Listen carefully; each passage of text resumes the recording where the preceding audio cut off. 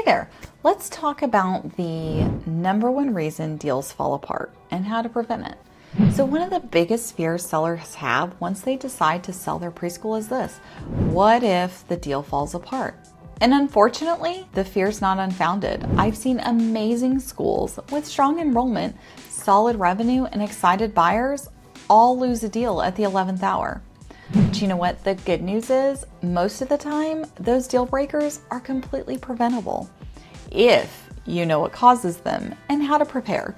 So today, I'm walking you through the number one reason childcare deals collapse and exactly what you can do to make sure it doesn't happen to you.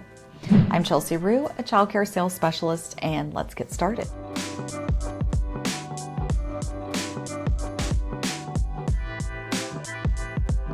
So here's the scenario. You've found a buyer. They've toured the school, loved what they saw, signed an offer, and they maybe even submitted earnest money. Whoop, whoop. Everything seems to be moving forward, and then suddenly, wah, wah, wah. It's over. The buyer walks. Maybe they stop responding. Maybe they try to renegotiate the price or terms way down. Either way, the deal is dead. And for most sellers, that's not just disappointing, it's devastating. Months of effort, paperwork, and planning feels wasted. But here's the thing, it happens all the time. And not because your school isn't valuable. It happens because of what comes next. Most deals aren't falling apart because of price disagreements. In fact, price is actually usually the least of the problems. Deals fall apart during due diligence, and that's the part of the process where the buyer gets that deep look under the hood of your business. And this is when they verify those financials, they review leases and licenses, they evaluate staffing, they look at your enrollment trends, and they look for risk. And they might find risk you don't even realize are there. And if what they find doesn't match what they were told, or worse, if they can't find what they need at all, their confidence disappears. And when confidence disappears, deals collapse. Let's break down some of the most common reasons deals fall apart during due diligence. Messy or incomplete financials. If your books aren't accurate, buyers lose trust. Undocumented add-backs. So if you claim certain expenses shouldn't count, but you can't prove it, buyers get really nervous. If your lease or licensing or you have compliance issues.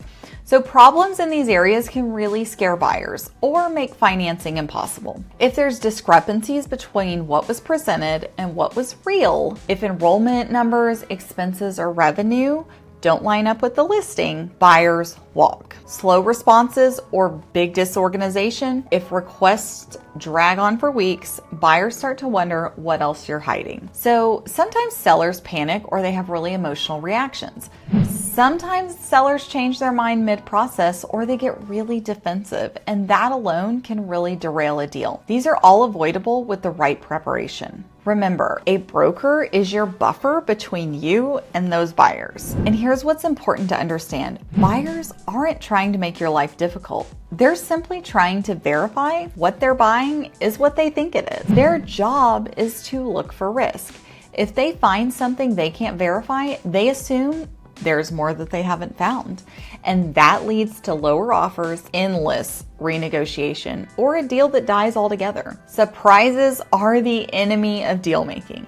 Even small surprises can shake that buyer confidence. And once that trust is gone, it's incredibly hard to get it back. The best way to keep a deal on track is to do the heavy lifting before you ever list your school. And here's how. Clean up your financials and make sure everything is accurate and up to date. Document all of your add-backs very clearly and be ready to explain them. Resolve any lease, licensing, or compliance issues in advance. And make sure your marketing materials align with verifiable data. And do a pre-due diligence review with your broker so you know what buyers will ask for. When you enter the sales process organized and prepared, you remove the biggest reasons deals fall apart before they even surface. So once you're under contract, How you handle due diligence is just as important as what you prepared. Respond quickly and completely to all buyer requests. Communicate clearly and professionally, even when things are stressful. Again, this is why you bring a broker in. And avoid major operational changes mid-sale unless absolutely necessary. Lean on your broker to be the go-between and the buffer when emotions run high, because they will. And most importantly, remember this: deals don't die from questions.